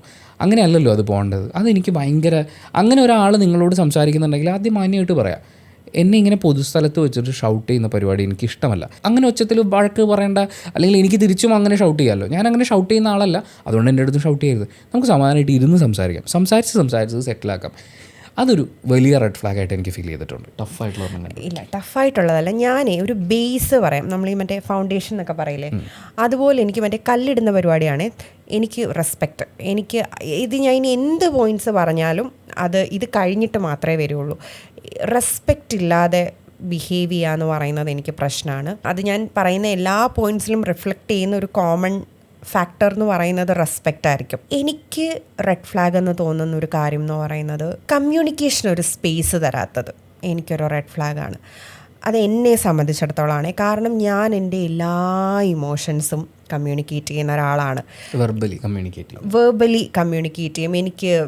എനിക്ക് തൊടുന്നത്, ഹഗ് ചെയ്യുന്നത്, എനിക്കൊരാളുടെ ടച്ച് എന്നൊക്കെ പറഞ്ഞാൽ അത്രയും ഇമ്പോർട്ടൻ്റ് ആണ്. ഇതൊരു കമ്മ്യൂണിക്കേറ്റ് ചെയ്യാൻ വേണ്ടിയിട്ട് എന്നെ ഒന്ന് പ്രെപ്പ് ചെയ്യുന്നത് പോലെയാണ്. എന്നെ ഇങ്ങനെ ഹഗ് ചെയ്ത് അല്ലെങ്കിൽ ഒന്ന് തൊട്ട് തലോടിയൊക്കെ ഇരിക്കുക എന്ന് പറയുന്നത് എനിക്ക് കിട്ടുന്ന ഒരു പ്രെപ്പാണ്. അതിന് ശേഷമായിരിക്കും ഞാൻ കമ്മ്യൂണിക്കേറ്റ് ചെയ്യാൻ വേണ്ടിയിട്ട് റെഡി ആവുക. അപ്പോൾ ഈ പല ബന്ധങ്ങളിലും ഞാൻ കണ്ടിട്ടുള്ളത് അതങ്ങ് മനസ്സിലാക്കിക്കൂടെ, അത് നിങ്ങൾക്ക് മനസ്സിലാക്കാമല്ലോ, അത് ഞാൻ പറഞ്ഞില്ലെന്ന് കരുതി എന്താണ്, ഇതൊക്കെ നമ്മൾ സംസാരിക്കേണ്ട കാര്യമുണ്ടോ, അതൊക്കെ അങ്ങ് വിട്ടുകളയുന്നേ. ഈ പലതും സംസാരിക്കാതെ വിട്ടുകളാ, ക്ഷമിച്ചുകളാ, മറന്നുകളാ, ഇതൊക്കെ പറയും. അതെനിക്കൊരു റെഡ് ഫ്ലാഗാണ്. എനിക്ക് സംസാരിക്കണം. ഇങ്ങനെ ആരോ പറയുന്നത്, എനിക്ക് മനസ്സ് തുറന്ന് സംസാരിക്കണം. അത് ഞാൻ മറ്റേ ദേഷ്യപ്പെട്ട് ബഹളം ഉണ്ടാക്കി നാട്ടുകാരെ മുഴുവൻ അറിയിച്ച് അങ്ങനെയൊന്നുമല്ല. എനിക്ക് നമ്മൾ തമ്മിലുള്ളൊരു സ്പേസിലിരുന്നിട്ട് എനിക്ക് സംസാരിക്കണം. അതെൻ്റെ പ്രണയമായിക്കോട്ടെ, എനിക്ക് വിഷമമുണ്ടായിട്ടുള്ളൊരു കാര്യമായിക്കോട്ടെ, ഡിസഗ്രീമെൻറ്റ്സ് ആയിക്കോട്ടെ, എനിക്കെല്ലാം സംസാരിക്കണം. അത് എന്നെ കേൾക്കുന്ന, ഉണ്ണി നേരത്തെ പറഞ്ഞ പോലെ ഇങ്ങനെ വെറുതെ കേട്ടുകൊണ്ടിരിക്കാൻ എല്ലാ മനുഷ്യരെ കൊണ്ടും പറ്റും. പക്ഷേ കേട്ട് അതെടുത്ത് മനസ്സിലാക്കി എന്നോട് തിരിച്ച് കമ്മ്യൂണിക്കേറ്റ് ചെയ്യണം. ഞാൻ പറയുന്നത് പോലെ തന്നെ എന്നോട് ഓപ്പോസിറ്റ് ഇരിക്കുന്ന വ്യക്തി തിരിച്ച് സംസാരിക്കണം എന്നും ഞാൻ ആഗ്രഹിക്കുന്നുണ്ട്. ഇത് രണ്ടും ഉണ്ട് കേട്ടോ. അപ്പോൾ അതിന് തയ്യാറാകാത്ത ഒരു സ്പേസ് എന്ന് പറയുന്നത് എന്നെ സംബന്ധിച്ചിടത്തോളം ഒരു റെഡ് ഫ്ലാഗാണ്. വളരെ പ്രധാനപ്പെട്ടൊരു കാര്യമാണ് യൂസ് ചെയ്യപ്പെടുക എന്ന് പറയുന്നത്. ഒരു റിലേഷൻഷിപ്പിൽ ഏറ്റവും പെയിൻഫുൾ ആയിട്ടുള്ളൊരു കാര്യമാണ്. അത് പല തരത്തിലുണ്ടാവും. ഫിസിക്കലി ഉണ്ടാവും, മെൻ്റലി ഉണ്ടാവും, പല രീതിയിൽ. ചിലപ്പം നമ്മൾ ചെയ്യുന്നൊരു ജോലിയായിരിക്കാം, നമ്മൾ അയാൾക്ക് വേണ്ടിയിട്ട് ഒരു ഇഷ്ടത്തിൻ്റെ പുറത്ത് ചെയ്യുന്നത് പോലെ അല്ല. നീ ചെയ്തേക്കുമല്ലോ, നീ ഒന്ന് ചെയ്യ് എന്നൊക്കെ പറഞ്ഞു വരുന്ന ആളുകളുണ്ട്. ഇതിന് ഭയങ്കര സിമ്പിൾ ഉദാഹരണം പറയാം. എനിക്ക് വീഡിയോ എഡിറ്റിംഗ് അറിയാം. അപ്പം ചില ആൾക്കാരിങ്ങനെ ഒരു വീഡിയോ ഒക്കെ എടുത്തിട്ട് ചുമ്മാ വാട്സപ്പിലൊക്കെ അയച്ചു തരും, എടാ ഒന്ന് എഡിറ്റ് ചെയ്തു, ഒന്ന് മ്യൂസിക് ഇട്ടതെന്ന്. ഒന്ന് പോയെടുക്കാൻ, ഞാൻ പ്രൊഫഷണലി ചെയ്യുന്ന പണിയാണ്, ഞാൻ പണം വാങ്ങി ചെയ്യുന്ന, അല്ലെങ്കിൽ ഞാൻ പണം ഉണ്ടാക്കുന്നൊരു പണിയാണ്. ഇത് ഞാൻ വേറൊരാൾക്ക് വേണ്ടി ചെയ്തു കൊടുക്കണം, ഇഷ്ടത്തിൻ്റെ പുറത്ത് ഞാനിരിക്കുന്ന പൊസിഷനിൽ ഞാനത് ചെയ്തു കൊടുക്കണം എന്ന് വാദിക്കുന്ന ആളുകളെ കണ്ടിട്ടുണ്ട്. അത് ഒരു കാര്യം. അതുപോലെ ഒരുപാട് കാര്യങ്ങളുണ്ട്. ഇപ്പം അടുക്കളയിൽ ജോലി ചെയ്യുക, നമ്മളെപ്പോഴും പറയുന്നതാണ്, ഭാര്യയും ഭർത്താവും ജോലിക്ക് പോവുകയാണെങ്കിൽ ജോലി കഴിഞ്ഞ് വരുന്ന ഭർത്താവ് ടി വിയുടെ മുമ്പിലും ഭാര്യ അടുക്കളയിലേക്കും പോകുക എന്ന് പറഞ്ഞാൽ ഇറ്റ്സ് യൂട്ടിലൈസിങ്. യൂസ് ചെയ്യുകയാണ് ഒരാളെ, അയാളുടെ എനർജി അവിടെ യൂസ് ചെയ്യുകയാണ്. അതുപോലെ ഫിസിക്കലി മെൻ്റലി ഒക്കെ ആളുകളെ ഈ യൂട്ടിലൈസ് ചെയ്യുക, തങ്ങളുടെ ആവശ്യത്തിന് വേണ്ടി മാനിപ്പുലേറ്റ് ചെയ്യുന്ന ആ പാറ്റേൺ എവിടെയെങ്കിലും കണ്ടു കഴിഞ്ഞാൽ, ഞാൻ നേരത്തെ പറഞ്ഞു പാറ്റേൺ ആണ് ഇവിടെ ഏറ്റവും ഇമ്പോർട്ടൻ്റ് ആയിട്ടുള്ളൊരു കാര്യം. വ്യക്തി എന്നുള്ളതിനേക്കാൾ ഇയാൾ എന്ത് ചെയ്യുന്നു, ഇയാൾക്ക് എന്ത് കിട്ടുന്നു, ഇങ്ങനെയാണൊരു പാറ്റേൺ രൂപപ്പെടുക. ആ പാറ്റേൺ എവിടെ കണ്ടു കഴിഞ്ഞാലും എനിക്ക് ഞാനിപ്പം ആക്ച്വലി ഭയങ്കരമായിട്ട് ചിന്തിക്കും. എന്നോട് ഒരാളൊരു കാര്യം പറയുമ്പോൾ, ഒരു കാര്യം ആവശ്യപ്പെടുമ്പോൾ, നിങ്ങളും നിങ്ങളുടെ പാർട്ട്ണറും ഒരുപോലെ ജോലി ചെയ്യുന്നുണ്ട്. പാർട്ട്ണർക്ക് കിട്ടുന്ന പൈസ പുള്ളി പുട്ടടിക്കുന്നു, നിങ്ങളുടെ പൈസ പുള്ളിയുടെയും കൂടി ചിലവിന് വേണ്ടി ആ ഫാമിലിക്ക് വേണ്ടിയിട്ട് ഉപയോഗിക്കുന്നു എന്ന് പറയുമ്പോൾ, പുട്ടടിക്കുന്നു ഇൻ ദ സെൻസ് അയാളുടെ ആവശ്യത്തിന് വേണ്ടി മാത്രം ഉപയോഗിക്കുന്നു എന്ന് പറയുമ്പോൾ ഇറ്റ്സ് ആക്ച്വലി യൂട്ടിലൈസിങ്. നിങ്ങളുടെ പണത്തിനെയും അധ്വാനത്തിനെയും ഒരാളവിടെ യൂസ് ചെയ്തുകൊണ്ടിരിക്കുകയാണ്. അയാൾ നിങ്ങൾക്ക് തിരിച്ചെന്തെങ്കിലും തരുന്നുണ്ടെങ്കിൽ, ഇപ്പം അവരും നിങ്ങളുടെ എല്ലാ കാര്യത്തിലും ഇടപെടുന്നു, നിങ്ങളെ സപ്പോർട്ട് ചെയ്യുന്നു, അല്ലെങ്കിൽ നിങ്ങൾ ഒരുമിച്ച് ഒരു പൂളായിട്ടൊരു പൈസ ഉണ്ടാക്കിയിട്ട് അത് വെച്ച് ഫാമിലി മുന്നോട്ട് പോകുന്നു, ദാറ്റ് ഈസ് ഫൈൻ. അല്ലാതെ നിങ്ങളെ മുതലെടുക്കുക, അതാണ് വാക്ക്, മുതലെടുക്കുക എന്ന് പറയുന്നത് ഏതൊരു റിലേഷൻഷിപ്പിലും അങ്ങനെ തോന്നിക്കഴിഞ്ഞാൽ ഞാൻ പറയാം ജസ്റ്റ് റൺ അവേ, ഓടി രക്ഷപ്പെട്ടു എന്നാണ് പറയുക. കാര്യം അങ്ങനെ യൂട്ടിലൈസ് ചെയ്യുന്നവരത് തുടർന്നുകൊണ്ടേയിരിക്കും. അത് നമ്മളൊരു മനുഷ്യനല്ലോടൂ, നമുക്ക് ജീവിക്കണ്ടേ, നമുക്ക് സന്തോഷം വേണ്ടേ. അങ്ങനെ ഒരാൾക്ക് വേണ്ടിയിട്ട് നമ്മൾ നിന്നു കൊടുക്കരുത്, മുതലെടുക്കാൻ നിന്നു കൊടുക്കരുത്. നമ്മൾ എന്തെങ്കിലുമൊക്കെ കാര്യമായിട്ട് സംസാരിച്ചോ, അതായത് എന്തെങ്കിലും ഒരു ആർഗ്യുമെൻറ്റിൻ്റെ ഭാഗമായിട്ടായിരിക്കും നമ്മളിങ്ങനെ സംസാരിച്ചുകൊണ്ടിരിക്കുന്ന സമയത്ത് ഈ ഓപ്പോസിറ്റ് നിൽക്കുന്ന ആൾക്ക് ആ ആർഗ്യുമെൻറ്റ് ജയിക്കുക എന്നുള്ളൊരു ഉദ്ദേശത്തിലായിരിക്കും, ഈ സംസാരിച്ച് സോൾവ് ചെയ്യുക എന്നുള്ള ഉദ്ദേശമായിരിക്കില്ല, ആ ആർഗ്യുമെൻറ്റ് എങ്ങനെയെങ്കിലും ജയിക്കണം. അപ്പോൾ ആ ഒരു മെൻറ്റാലിറ്റി, ഇതിൻ്റെ ഭാഗമായിട്ട് ഇവർ ചെയ്യുന്നൊരു കാര്യം എന്ന് പറയുന്നത്, നമ്മുടെ പാസ്റ്റിൽ നമ്മൾ അവരെ ട്രസ്റ്റ് ചെയ്ത് പറഞ്ഞിട്ടുള്ള കുറേ കാര്യങ്ങളുണ്ടായിരിക്കും. അത് നമ്മളുടെ ആ ഒരു പാസ്റ്റ് എന്ന് പറയുന്നത് അത് അവരറിഞ്ഞിരിക്കണം ഇതൊക്കെയാണ് എന്നുള്ളതിൻ്റെ ഒരു അത്തരത്തിലുള്ളൊരു വിശ്വാസത്തിൻ്റെയൊക്കെ പുറത്ത് നമ്മൾ പറഞ്ഞിട്ടുള്ള പല കാര്യങ്ങളുമായിരിക്കും. ഇതവരെടുത്തിടും വഴക്കുണ്ടായിക്കൊണ്ടിരിക്കുന്ന സമയത്ത്. ഒരു കാര്യമില്ല കേട്ടോ, ഒരു ബന്ധവും ഉണ്ടാവില്ല, നമ്മളെ സംസാരിച്ചുകൊണ്ടിരിക്കുന്ന കാര്യവുമായി ഒരു ബന്ധം ഉണ്ടാവില്ല. പക്ഷെ ആർഗ്യുമെൻറ്റ് ജയിക്കാൻ വേണ്ടി മാത്രം എടുത്തിടും. അതൊരു ഭയങ്കര പ്രശ്നമാണ്. കാരണം അവിടെ കുറേ കാര്യങ്ങളാണ് ബ്രേക്ക് ആവുന്നത്. ഒന്ന്, നമ്മൾ സംസാരിച്ചുകൊണ്ടിരിക്കുന്ന ഒരു വിഷയമുണ്ട്, അതവിടെ സോൾവ് ചെയ്യപ്പെടില്ല. പിന്നെ ഇതൊരു ശത്രുതാ മനോഭാവമല്ലേ, എങ്ങനെയെങ്കിലും ആർഗ്യുമെൻറ്റ് ജയിക്കണം. ഇത് നമ്മൾ ഒരുമിച്ചൊരു ജീവിതമാണ്, ഇത് നല്ല രീതിയിൽ മുന്നോട്ടേക്ക് പോകണം, ഇതൊന്നും അല്ല അവിടെ ഓപ്പോസിറ്റ് നിൽക്കുന്ന ആളുടെ ഉദ്ദേശം. ഇതൊരു ആർഗ്യുമെൻ്റാണ്. നമ്മൾ 2 നാട്ടുരാജ്യങ്ങൾ തമ്മിൽ യുദ്ധം നടന്നുകൊണ്ടിരിക്കുകയാണ്, വെട്ടി വീഴ്ത്തണം, എനിക്ക് ജയിക്കണം. ഇതാണ് അപ്പുറത്തിരിക്കുന്ന ആളുടെ മെൻറ്റാലിറ്റി. മൂന്നാമത്തേന്ന് പറയുന്നത് നമ്മുടെ ട്രസ്റ്റാണോ ബ്രേക്ക് ആവുന്നത്. നമ്മുടെ ഇമോഷൻസ് ഇല്ലേ, നമ്മൾ എന്തുമാത്രം വിശ്വസിച്ച് സംസാരിച്ച കാര്യമായിരിക്കും. അത് ചിലപ്പോൾ നമ്മൾ ഏറ്റവും ഇൻറ്റിമേറ്റ് ആയിട്ടിരിക്കുന്ന ഒരു മൊമെൻറ്റിൽ അത്രയും സ്നേഹത്തിൽ വിശ്വാസത്തിലൊക്കെ നമ്മൾ പറഞ്ഞിട്ടുള്ളൊരു കാര്യമായിരിക്കും. ഒരു പക്ഷേ നമ്മളും കൂടെ ഹീലാവാൻ വേണ്ടിയിട്ടായിരിക്കും നമ്മളൊരു പക്ഷേ ഇത് അയാളോട് പറഞ്ഞിട്ടുണ്ടാവുക. നമ്മുടെ ഏറ്റവും വലിയൊരു മുറിവായിരിക്കും ഒരു പക്ഷേ നമുക്ക് പറ്റിപ്പോയിട്ടുള്ളൊരു അബദ്ധം, അല്ലെ നമ്മളെ ഒരാൾ ഏറ്റവും മോശമായി ട്രീറ്റ് ചെയ്തത്, നമ്മൾ മറക്കാൻ ഉദ്ദേശിക്കുന്നൊരു കാര്യം, ഇതൊക്കെ ആയിരിക്കും. പക്ഷെ ഒരു ആർഗ്യുമെൻറ്റ് ജയിക്കാൻ വേണ്ടി മാത്രം, ഒരു മനുഷ്യനെ കുത്തി നോക്കാൻ വേണ്ടി മാത്രം അത് എടുത്തിടുന്ന ചില മനുഷ്യന്മാരുണ്ട്. അതൊരു മികച്ച റെഡ് ഫ്ലാഗാണ്. മനുഷ്യന്മാരുടെ ഇമോഷൻസിനെ കൺസിഡർ ചെയ്യാത്ത ആൾക്കാരെ എനിക്കിഷ്ടമല്ല. ഈ ആർഗ്യുമെൻറ്റ് ജയിക്കലിൽ വേറൊരു സാധനം കൂടി ഉണ്ട്, കഴിഞ്ഞിട്ടില്ല. അതായത് ഈ പാസ്റ്റ് എടുത്തിടുന്നത് മാത്രമല്ല, നമ്മൾ ഓരോ പേരുകൾ വിളിക്കുക എന്നുള്ളതുണ്ട്. അതിൽ തെറിവിളി ഒരു ഘടകമാണ്. അതായത് ആർഗ്യുമെൻറ്റ് എങ്ങനെയും ജയിച്ചേ പറ്റുള്ളൂ. അപ്പോൾ മറ്റേ ആളെ ഇമോഷണലി തളർത്തുക, ഇതിന് തെറി വിളിക്കും. ഇപ്പോൾ പുതിയ പരിപാടി എന്താണെന്ന് വെച്ച് കഴിഞ്ഞാൽ തെറി വിളിക്കില്ല, യു ആർ എ നാർസിസിസ്റ്റ്, നേരെ കഴിഞ്ഞ് പരിപാടി കഴിഞ്ഞ്, നീ അങ്ങനെയാണ്, നീ ഇങ്ങനെയാണ് എന്ന് പറഞ്ഞ് അവിടുന്ന് ഇവിടുന്ന് കിട്ടുന്ന കുറച്ച് ടേംസ് എടുത്ത് വെച്ച് വിളിക്കുക. എടോ, ആർഗ്യുമെൻറ്റിലേക്ക് പാടോ, നമുക്ക് ഈ വിഷയം ഒന്ന് സോൾവ് ചെയ്യാം, അതിൽ സംസാരിക്കാം. നീ അങ്ങനെയാണ്, നീ ഇങ്ങനെയാണ്, നീ അതാണ്, എന്ത് പരിപാടിയാണ്. അപ്പം ആർഗ്യുമെൻറ്റിൽ നിന്ന് രക്ഷപ്പെടുകയാണ്. ആക്ച്വലി അവർ ജയിക്കാൻ വേണ്ടിയിട്ടല്ല, അതിൽ നിന്ന് രക്ഷപ്പെടാൻ വേണ്ടിയിട്ട്. അത് ആക്ച്വലി ഒരു വലിയ റെഡ് ഫ്ലാഗ് തന്നെയാണ്. ഒരു കോൺവെർസേഷൻ പ്രോപ്പറായിട്ട് കംപ്ലീറ്റ് ചെയ്യാൻ പറ്റുന്നില്ല എന്നാണെങ്കിൽ ആ റിലേഷൻഷിപ്പിൽ നമ്മൾ ഇരിക്കുന്നതിൽ എന്തർത്ഥമാണുള്ളത്? നമ്മൾ എത്രയോ വർഷം ഒരുമിച്ച് മുന്നോട്ട് പോകാം, ഇപ്പം ഒരുമിച്ച് ജീവിക്കാമെന്ന് ഞാൻ പറയുന്നില്ല, ഒരുമിച്ച് മുന്നോട്ട്, സുഹൃത്തുക്കളൊക്കെ ആണെങ്കിൽ ഒരുമിച്ച് മുന്നോട്ട് പോകാനുള്ള റിലേഷൻഷിപ്പാണ്. അവിടെ നമുക്കൊരു മാന്യമായ ഒരു കാര്യം പറയാനും മാന്യമായി അത് പറഞ്ഞ് സോൾവ് ചെയ്യാനും പറ്റുന്നില്ല എന്ന് പറയുന്നത് എന്തൊരു ദുരന്തമാണ്. അപ്പോൾ അത് ഭീകര റെഡ് ഫ്ലാഗ് തന്നെയാണ്. പിന്നെ എനിക്ക് തോന്നിയിട്ടുള്ളൊരു ഭയങ്കര റെഡ് ഫ്ലാഗ് നിങ്ങളെ പരിഗണിക്കാതിരിക്കുക എന്നുള്ളതാണ്. അതിന് ഒരുപാട് കാര്യങ്ങളുണ്ട്. അതായത് ഇപ്പോൾ നിങ്ങൾക്കൊരു പ്രിഫറൻസ് ഉണ്ടാകും ഒരു റിലേഷൻഷിപ്പിലിരിക്കുന്ന സമയത്ത്, എൻ്റെ പാർട്ട്ണർ ഇങ്ങനെ ബിഹേവ് ചെയ്യണം എന്നുള്ളത്. ഇതൊക്കെ നമ്മൾ ആദ്യമേ സംസാരിക്കണം. അത് വേറൊരു കാര്യമാണ്. നമ്മുടെ പ്രിഫറൻസ് എന്താണ്, നമ്മുടെ ചോയ്സ് എന്താണ്, ഇതൊക്കെ നമ്മൾ പാർട്ട്നേഴ്സ് അങ്ങോട്ടും ഇങ്ങോട്ടും ഒക്കെ കമ്മ്യൂണിക്കേറ്റ് ചെയ്തിരിക്കേണ്ടതാണ്. ചില കാര്യങ്ങൾ ഒരാൾക്ക്, ഇപ്പം 2 പേരുണ്ടെങ്കിൽ ഒരാൾക്കൊരു കാര്യം ചെയ്തേ പറ്റുമെന്ന് തോന്നും, മറ്റേ ആൾക്ക് ചിലപ്പോൾ ആ കാര്യം ഒട്ടും പറ്റില്ല എന്നായിരിക്കും. അങ്ങനെയാണെങ്കിൽ അത് പരസ്പരം സംസാരിച്ചൊരു ധാരണയിലെത്തി ആ റിലേഷൻഷിപ്പിൽ അങ്ങനെ പോകാൻ പറ്റില്ലെങ്കിൽ ആ റിലേഷൻഷിപ്പ് അവിടെ ബ്രേക്ക് ചെയ്യാണ് വേണ്ടത്. ഇപ്പം മദ്യപിക്കുന്ന ഒരാളുടെ എനിക്ക് ജീവിക്കാനേ പറ്റില്ല എന്നൊരാൾ പറയുകയാണ്, അതായത് അയാളുടെ പ്രിഫറൻസ് ആണ്, അയാൾക്ക് അങ്ങനെ ഒരു തീരുമാനത്തിലേക്ക് എത്താൻ ഒരുപാട് കാരണങ്ങൾ ഉണ്ടായിട്ടുണ്ടാകും, ഒരുപാട് ട്രോമാറ്റിക് ആയിട്ടുള്ള ഇൻസിഡൻസ് ഉണ്ടായിട്ടുണ്ടാകും. അതേസമയം അപ്പുറത്തിരിക്കുന്ന ആൾക്ക് എനിക്ക് മദ്യമില്ലാതെ ജീവിക്കാൻ പറ്റില്ല എന്ന് അയാൾ വാശി പിടിക്കുകയാണെങ്കിൽ, അങ്ങനെയാണെങ്കിൽ ആ റിലേഷൻഷിപ്പ് നിങ്ങൾ അവസാനിപ്പിക്കുന്നതല്ലേ നല്ലത്. അല്ലാതെ അയാൾ കുടിച്ചിട്ട് വരുന്നു, അയാളുടെ ബാക്കി ബാധ്യതകൾ നിങ്ങളെ ഏൽക്കേണ്ടി വരുന്നു, ഇവിടുന്ന് അങ്ങോട്ട് അതിൻ്റെ പേരിൽ കുറ്റപ്പെടുത്തലുണ്ടാവും, നാളെ എന്ത് വഴക്കുണ്ടാകുമ്പോഴും ഇത് പറഞ്ഞിട്ട് വഴക്ക് കൂടുന്നു, അങ്ങനെയൊക്കെയുള്ള ഒരുപാട് പ്രശ്നങ്ങളുണ്ടാകും. ഒത്തുപോകാൻ പറ്റില്ല എന്നാണെങ്കിൽ അത് ഏത് ഘടകത്തിൻ്റെ പേരിലാണെങ്കിലും ഒന്നെങ്കിലും ഒരു സൊല്യൂഷനിലേക്ക് വരിക, അല്ലെങ്കിൽ 2 വഴിക്ക് പോകുക എന്നുള്ളതാണ്. പക്ഷേ പാർട്ട്ണറുടെ പ്രിഫറൻസിനെ ബഹുമാനിക്കാതിരിക്കുക എന്ന് പറയുന്നത്, ദാറ്റ് ഈസ് മൈ ചോയ്സ് എന്ന് പറയുമ്പോൾ, you should have A choice and you can do what ever you want. പക്ഷേ ഒരു റിലേഷൻഷിപ്പിലിരിക്കുമ്പോൾ നിങ്ങൾ പാർട്ട്ണറെ കാണണം, പാർട്ട്ണറെ കേൾക്കണം, പാർട്ട്ണറുടെ പ്രിഫറൻസുകൾ എന്താണെന്ന് മനസ്സിലാക്കണം. ഇനി നിങ്ങൾക്കൊരു കാര്യം ചെയ്യാണ്ടിരിക്കാൻ പറ്റില്ല, മറ്റേ ആൾക്കത് വിഷമമാണെന്ന് അറിയുമ്പോൾ അതിനെ അഡ്രസ്സ് ചെയ്യാൻ പറ്റണം. എടോ, എനിക്കിത് വയ്യ, ഇത് പറ്റാത്തത് കൊണ്ടാണ്, നമുക്കിതിങ്ങനെ മുന്നോട്ട് കൊണ്ടുപോകാൻ പറ്റുമോ എന്ന് ഈ പരസ്പര ബഹുമാനം, അതേപോലെ പരസ്പര ധാരണ, പരസ്പരം പരിഗണിക്കുക എന്ന് പറയുന്നൊരു കാര്യമില്ലാത്ത ഏത് കേസ് കേട്ടാണെങ്കിലും എന്നെ സംബന്ധിച്ച് അത് റെഡ് ഫ്ലാഗാണ്. എനിക്ക് ഇങ്ങനെയൊക്കെ കാര്യങ്ങളുണ്ട്. ശരി, ഇങ്ങനെയൊക്കെ ചില ആൾക്കാർ പറയില്ലേ, ഭയങ്കര റൂഡായിട്ട് പെരുമാറിയിട്ട് അവർ പറയും, ഞാൻ ഇങ്ങനെയാണെന്നേ, നിങ്ങളിങ്ങനെയാണെങ്കിൽ നിങ്ങൾ ഒറ്റയ്ക്ക് പോയിരുന്നു പറയണം, അല്ലാതെ ബാക്കിയുള്ളവരുടെ ഇമോഷൻസും ബാക്കിയുള്ളവരുടെ കാര്യങ്ങളൊന്നും നോക്കാതെ പറയാനായിട്ട് നിങ്ങൾ രാജാവൊന്നുമല്ലല്ലോ, നിങ്ങളെല്ലാവരും സഹിക്കേണ്ട ബാധ്യതയൊന്നും എല്ലാവർക്കും ഇല്ല. എനിക്ക് തെറാപ്പിയുടെ ഇടയിൽ കിട്ടിയിട്ടില്ല. ഇന്നത്തെ വീഡിയോയിൽ കുറേ തെറാപ്പി ഉപദേശങ്ങളുണ്ട്. നിങ്ങളുടെ ഇമോഷൻ എന്ന് പറയുന്നത് നിങ്ങളുടെ മാത്രം ഉത്തരവാദിത്വമാണ്. എൻ്റെ ഇമോഷൻസ് എന്ന് പറയുന്നത് എൻ്റെ മാത്രം ഉത്തരവാദിത്വവും ബാധ്യതയുമാണ്. അത് വേറെ ഒരാളും സഹിക്കേണ്ടതില്ല എന്ന് പറയുന്ന പോലെ നിങ്ങളുടെ കടുംപിടിത്തങ്ങളും വാശികളും അതൊക്കെ നിങ്ങളുടെ മാത്രം പ്രശ്നമാണ്. അത് മറ്റൊരാളുടെ ബാധ്യതയായി ഒരിക്കലും മാറാൻ പാടില്ല, അല്ലെങ്കിൽ മാറണം, അയാളത് സഹിച്ചേ പറ്റൂ എന്നൊക്കെ നിങ്ങൾ പറയുന്നത് അത് ഭയങ്കര വിഡ്ഢിത്തമാണ്, വൃത്തികേടാണ്. ഇനി ഞാൻ പറയാൻ പോകുന്ന കാര്യം കുറേ ആൾക്കാർ ഗ്രീൻ ഫോറസ്റ്റായിട്ട് കൺസിഡർ ചെയ്യുന്ന കാര്യമാണ്. പക്ഷേ എനിക്കത് റെഡ് ഫ്ലാഗാണ്. ഞാൻ ഒരുപാട് റീൽസ് കണ്ടിട്ടുണ്ട് കേട്ടോ.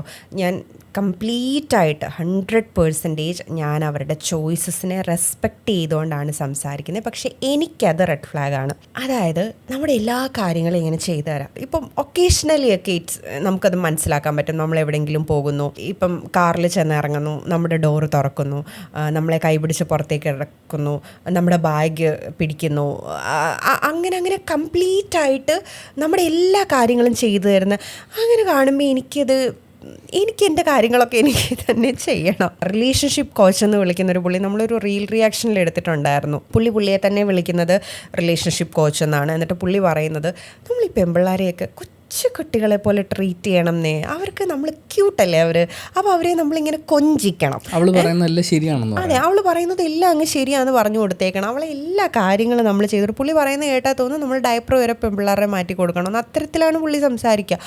അപ്പോൾ അത്രയും അങ്ങോട്ട് സ്വന്തം എനിക്കറിയാം, എനിക്ക് എൻ്റെ കാര്യങ്ങൾ ചെയ്യാനറിയാം. എനിക്ക് എവിടെയെങ്കിലും പോയാൽ എനിക്ക് സ്വന്തമായിട്ട് കാര്യങ്ങൾ മാനേജ് ചെയ്യാനറിയാം. അപ്പോൾ അങ്ങനെ തൊടുന്നതിനും പിടിക്കുന്നതിനും എല്ലാം കൂടെ വന്ന് എല്ലാം ചെയ്തു തന്ന് അത്രയും കെയർ എനിക്ക് ആവശ്യമില്ല. ഒരു കിഡ്നിയെങ്കിലും അവൻ ചോദിക്കുമായിരിക്കും. ഞാനൊക്കെയാണ് അങ്ങനെ വിചാരിക്കുക.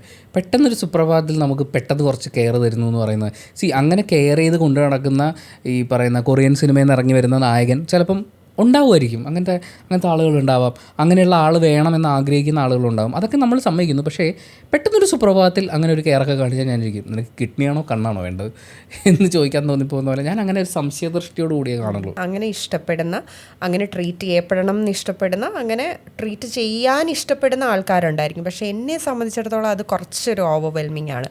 അത്ര എനിക്ക് എടുക്കാൻ പറ്റില്ല. നമ്മൾ നേരത്തെ പ്രിഫറൻസിൻ്റെ കാര്യം പറഞ്ഞപ്പോൾ അതിലൂടെ പറയാമായിരുന്ന ഒരു കാര്യം എന്ന് പറയുന്നത്, നമുക്ക് പലപ്പോഴും ഈ മെസ്സേജുകളൊക്കെ വരും. എൻ്റെ അടുത്തൊരു പെൺകുട്ടി ഒരിക്കൽ ചോദിച്ചാണ്, ചേട്ടാ ഞാൻ ഒരു ആളുമായിട്ട് റിലേഷൻഷിപ്പിലാണ്, ഞാൻ അവൻ്റെ ഫോണൊന്നും അങ്ങനെ ചെക്ക് ചെയ്യാറില്ല, പക്ഷേ ഒരു ദിവസം എടുത്ത് നോക്കിയപ്പോൾ അവൻ വേറൊരു പെൺകുട്ടിയോട് ചാറ്റ് ചെയ്യുന്നത് ഞാൻ കണ്ടു. അപ്പോൾ ഞാനത് അവനോട് ചോദിച്ചു. അപ്പോൾ അവൻ എന്നോട് സോറി പറഞ്ഞു. എന്നിട്ട് അങ്ങനെ പോയി. പക്ഷേ പിന്നീട് അവർ ബ്രേക്കപ്പ് ആയിട്ടും അവൻ വീണ്ടും ആ പെൺകുട്ടിയോട് ചാറ്റ് ചെയ്തു എന്നുള്ളത് അവൾ കണ്ടെത്തി കഴിഞ്ഞപ്പോൾ. അപ്പം ഇത് ശരിയാണോ എന്നൊക്കെയുള്ള രീതിയിൽ എന്നോട് ചോദിക്കുമ്പോൾ അതൊരു പ്രിഫറൻസാണ്. അതായത് ഞാനും ഒരാളും തമ്മിൽ റിലേഷൻഷിപ്പിലിരിക്കുമ്പോൾ എൻ്റെ പ്രിഫറൻസ് എൻ്റെ പാർട്ട്ണർ എന്നോട് മാത്രം പ്രണയത്തിലായിരിക്കുക എന്നുള്ളതാണ്. ഫിസിക്കലി മെൻ്റലി എന്നോടൊപ്പം എന്ന് പറയുന്ന ഒരു രീതിയിലാണ്. ചില ആളുകൾക്ക് ചിലപ്പോൾ അങ്ങനെ പ്രശ്നം ഉണ്ടാവില്ല. നിങ്ങൾ വേറൊരു റിലേഷൻഷിപ്പിലും കൂടി ആയാലും, അല്ലെങ്കിൽ ഇപ്പോൾ ഓപ്പൺ റിലേഷൻഷിപ്പ് എന്ന് പറയുന്നത് ചിലർക്ക് ഓക്കെ ആയിരിക്കും. ഞാനത് ഓക്കെ അല്ലാത്തൊരാളാണ്. എനിക്ക് തോന്നുന്നു എനിക്ക് ഈ മെസ്സേജ് അയച്ചിട്ടുള്ള പെൺകുട്ടിയും അങ്ങനെയുള്ള ഒരാളാണ്. പക്ഷേ മറ്റേ ആൾക്ക് ഒരു റിലേഷൻഷിപ്പ് നിൽക്കുമ്പോഴും മറ്റൊരു റിലേഷൻഷിപ്പിനെ മെയിൻറ്റെയിൻ ചെയ്തുകൊണ്ട് പോകുക എന്ന് പറയുന്നത് അത് ഭയങ്കര ഇഷ്ടമുള്ളൊരു കാര്യമാണ്. അല്ലെങ്കിൽ അവൻ അതിൽ സന്തോഷം കണ്ടെത്തുന്നുണ്ട്, അല്ലെങ്കിൽ അങ്ങനത്തെ സാധ്യതകൾ അന്വേഷിക്കുന്നുണ്ട്. ആ പെൺകുട്ടി അത് ചോദ്യം ചെയ്തപ്പോൾ actually that was a red flag. അവർ തമ്മിൽ കമ്മ്യൂണിക്കേഷൻ നടന്നു. പക്ഷെ അവൻ വീണ്ടും അത് ആവർത്തിക്കുകയാണ് ചെയ്തത്. അതിനെ നമുക്കൊരു റെഡ് ഫ്ലാഗ് എന്ന് മാത്രം കണ്ടിട്ട് വിടാൻ പറ്റില്ല. കാരണം ഇപ്പുറത്തിരിക്കുന്ന പാർട്ട്ണറുടെ പ്രിഫറൻസിനെ, അയാളുടെ റെസ്പെക്റ്റിനെ, അയാളുടെ ട്രസ്റ്റിനെ അവിടെ ബ്രേക്ക് ചെയ്യാണ്. ദാറ്റ്സ് എ ടോക്സിക് പരിപാടി. നിങ്ങൾക്ക് ഒരാൾ തന്നിട്ടുള്ള ട്രസ്റ്റിനെ ബ്രേക്ക് ചെയ്യുക എന്ന് പറയുന്നത് നമുക്ക് ക്ഷമിക്കാൻ പറ്റുന്നൊരു പരിപാടിയല്ല. അപ്പം ആ പ്രിഫറൻസിനെ നിങ്ങൾ കാണണം. പ്രിഫറൻസുകളെ പരിഗണിക്കുക എന്ന് പറയുമ്പോൾ ഇതും വളരെ ഇമ്പോർട്ടൻ്റ് ആണ്. ഒന്നിലധികം റിലേഷൻഷിപ്പുകൾ, അതിന് ഓക്കെ അല്ലാത്തൊരു പാർട്ട്ണറെ പറഞ്ഞു പറ്റിക്കുക എന്ന് പറയുന്നത്, നുണ പറയുക എന്ന് പറയുന്നത് that's A huge red flag. ഇനി ഞാൻ പറയാൻ പോകുന്നത് ബേസിക് ആയിട്ടുള്ളൊരു കാര്യമാണ്. പക്ഷേ സംസാരിച്ച് വന്ന വഴി നമുക്ക് അതും കൂടെ കണക്ട് ചെയ്തിട്ട് പോകാമെന്ന് തോന്നുന്നു. ഞാൻ സ്നേഹിക്കുന്ന, പ്രണയിക്കുന്ന അല്ലെങ്കിൽ കല്യാണം കഴിക്കുന്ന വ്യക്തി എന്ന് പറയുന്നത് ഒരു ഫെമിനിസ്റ്റ് ആയിരിക്കണം.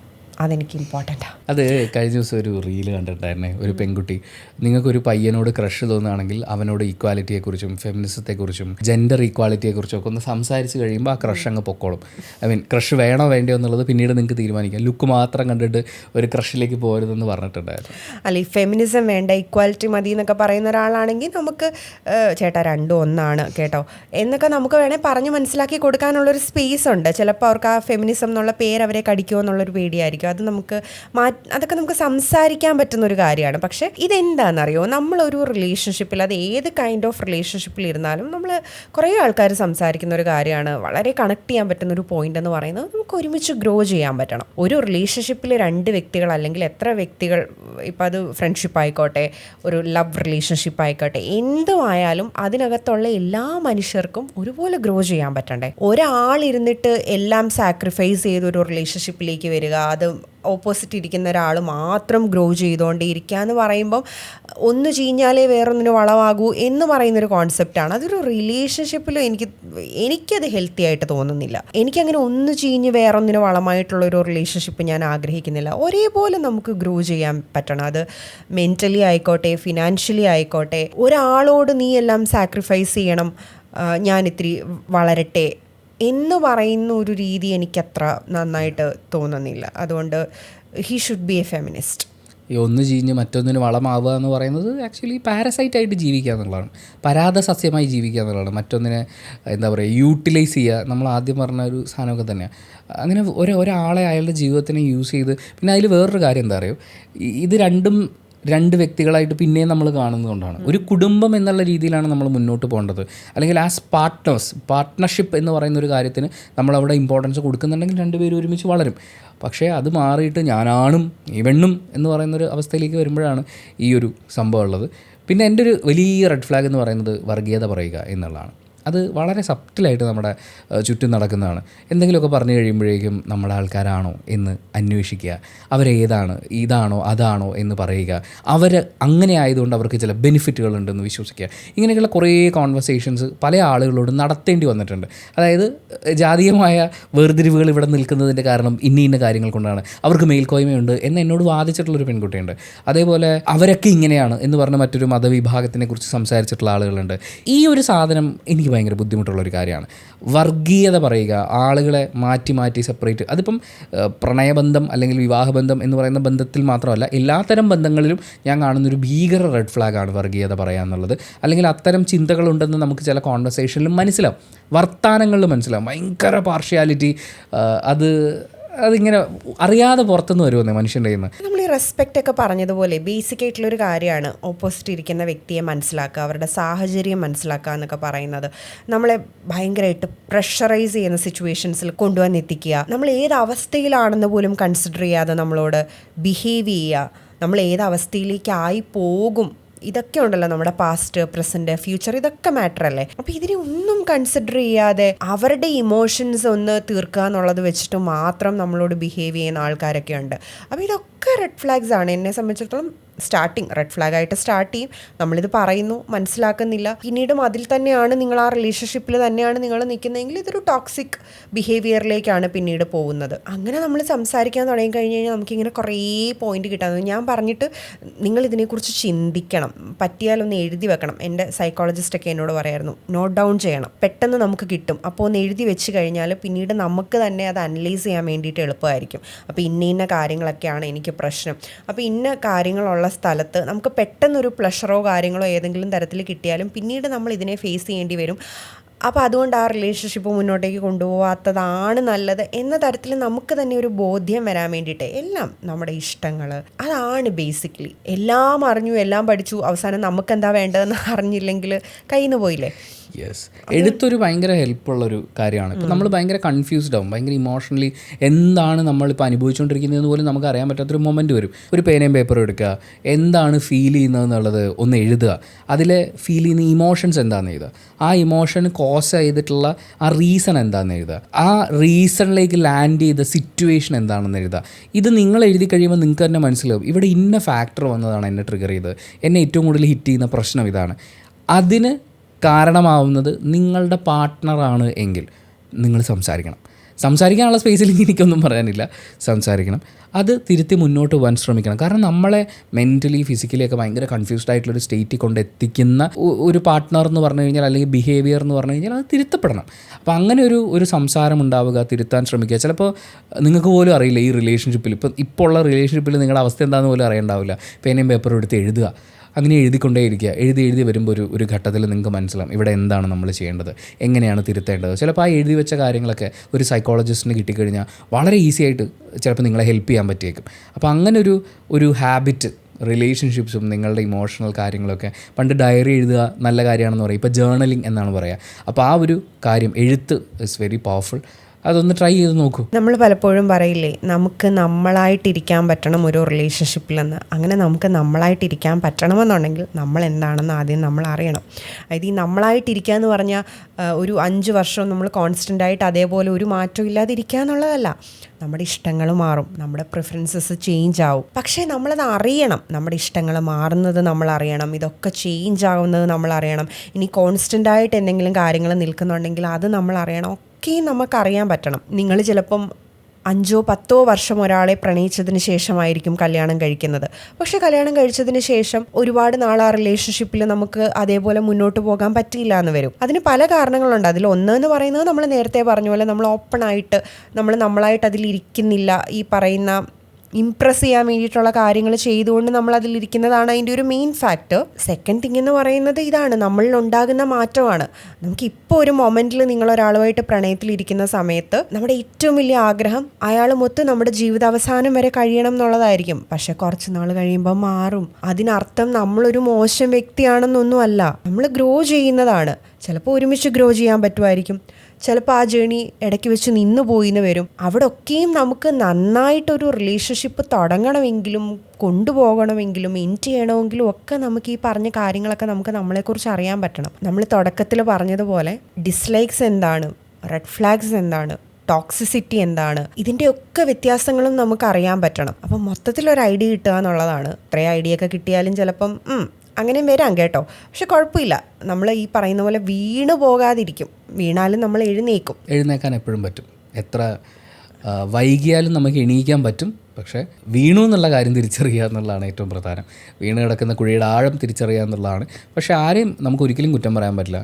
കടന്നു പോയിട്ടുള്ള സിറ്റുവേഷൻസിലേക്ക് തിരിഞ്ഞു നോക്കുന്ന സമയത്ത് എനിക്കും ഞാൻ ഉണ്ടായിരുന്നത് എവിടെയായിരുന്നു എന്നുള്ളത് അന്ന് എത്ര പേര് പറഞ്ഞു തന്നിട്ടും മനസ്സിലാവാതെ പോയ കാര്യങ്ങളൊക്കെ ഉണ്ട്. അപ്പം എപ്പോഴെങ്കിലും മനസ്സിലാവുകയാണെന്നുണ്ടെങ്കിൽ എണീക്കാൻ ശ്രമിക്കുക, നമ്മൾ ആരാണെന്ന് തിരിച്ചറിയാൻ ശ്രമിക്കുക, നമുക്ക് ഇമ്പോർട്ടൻസ് കൊടുക്കാൻ കുറച്ചെങ്കിലും സമയം മാറ്റി വെക്കാൻ ശ്രമിക്കുക എന്നുള്ള കാര്യം ഓർമ്മിപ്പിച്ചുകൊണ്ട് നമ്മൾ ഈ വീഡിയോ ഇവിടെ വൈൻഡപ്പ് ചെയ്യുകയാണ്.